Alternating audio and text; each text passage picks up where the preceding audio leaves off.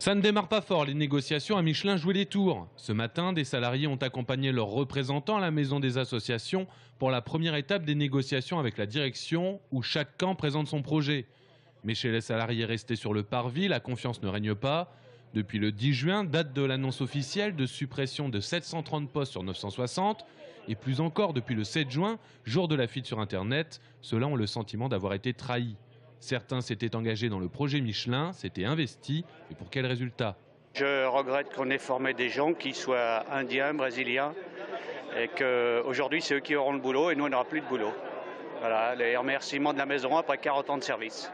Deux visions syndicales se voudraient complémentaires. Certains pensent que le carnet de commandes des années à venir va permettre au quinquat de l'entreprise de travailler, encore cotiser et profiter de la retraite. L'économie à moyenne échéance permettra, espère-t-il, de voir plus loin. D'autres considèrent que Jouet peut redevenir l'avenir de Michelin, que Michelin doit garder son maillage territorial en France, source de sa force industrielle. Moins d'usines en France et l'emploi de salariés à bas coût dans les pays émergents, ce n'est pas cohérent dans l'histoire économique de Michelin. Une entité poids lourd comme Jouet les Tours, qui aujourd'hui a un taux de rentabilité à 6,6, qui sera l'année prochaine à 7,4, pour terminer le jour où ils ont décidé de la mise à mort de cette entreprise à 8,4 ou 8,7, est inadmissible. Tout ça parce que les actionnaires demandent un taux de rendement à 9%. La direction de son côté rappelle comme un leitmotiv le caractère inexorable de la fermeture du site de Jouet.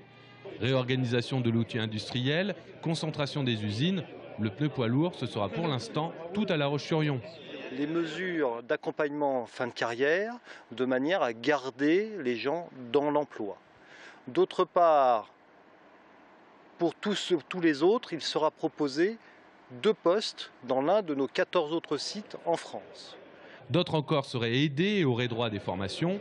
Mais pour Olivier Coutan de Sud Solidaire, la construction du pneu à Jouet les Tours, ce n'est pas du passé.